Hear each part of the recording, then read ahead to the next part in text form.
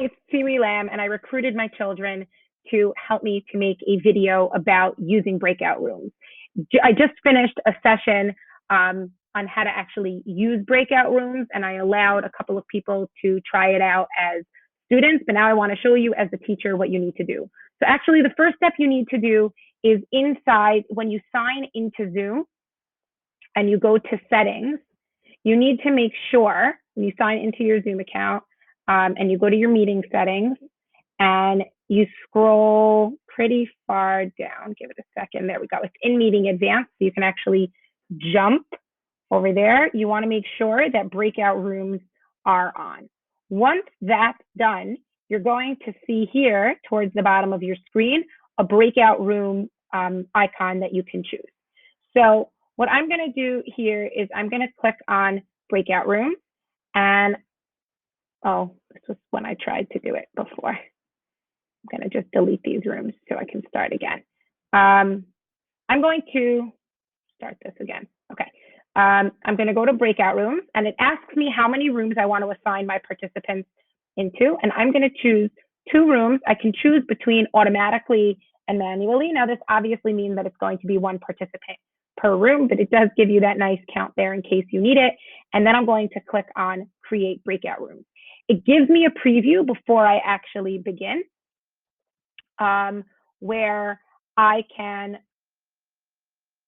see who's in each room, and I can also rename my breakout rooms here. So if I wanted to call this one group A and I wanted to call this one group B, I could.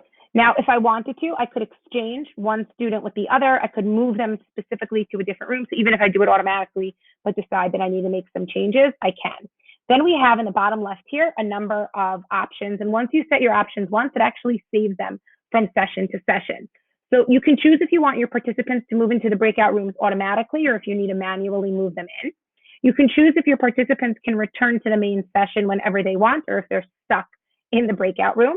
My favorite thing is that you can set how long the breakout room is going to last. For the purposes of this tutorial, I'll actually keep it at 2 minutes in case I need to show you something inside the breakout rooms, and I can get a notification as a teacher when the time is up. When this feature is checked off, I'll show you soon when I go into the breakout rooms that there's actually going to be a countdown for the students of how long they have left in the breakout room. But then when the breakout room closes, when you're done with the breakout room, then there's actually a countdown where it could kind of be, you have a couple of seconds left that you want to finishing up your sentence. And for that, you can choose anything between 10 and 120 seconds.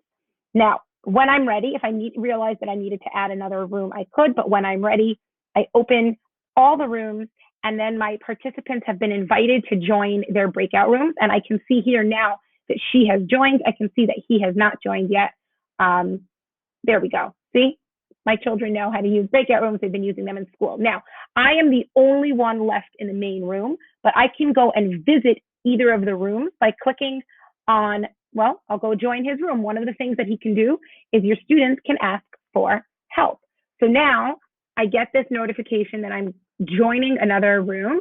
And now, hi, Naftali, I can come. It unmutes them. Even if he was muted before, he is unmuted in here. Breakout rooms do not record automatically, but you can press record down here at the bottom in order to record. And then I see that somebody, well, in this case, my daughter Rifki asked for help. So now I join the other breakout room. I leave that one. I join this one. And now I am in her breakout room. Hi, Rifki. Okay, now what I can see right up here is the time remaining in this room. There are 56 seconds and counting left until the breakout room session closes. Notice I put on recording in one breakout room, and now if I don't want to actually offer help, I can just press later. It seems to be recording in both breakout rooms from just pressing record once. Now, let's say I decide that they don't need the last 30 seconds. I can actually click on breakout rooms. I can see where I am. I'm sorry, actually, first, one thing I want to do is if I would like to send a message to all of my participants, I can. just like this. I broadcast and they will get a pop-up message that says that there are 20 seconds left. Now, if I decided that I had enough, even though there are only 9 seconds left, I could close all rooms and return to the main session. And again, it takes a couple of seconds, and they've been given 15 seconds, like I set up in the options, to leave the room.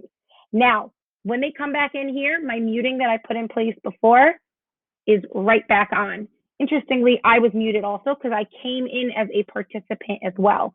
So that's something interesting to keep in mind. And now when I go to breakout rooms, it saves my original rooms that I did, and I can either open those rooms again, or if I wanted to do it again, I can hit recreate, and it would redo the rooms into a new session. And that's breakout rooms in a nutshell. You may want to follow along on the other video that I created in order to kind of get the full picture of also what's included in what are some ways of using breakout rooms and some of my concerns about and good things for using breakout rooms. I hope you find this video helpful. Have a wonderful evening.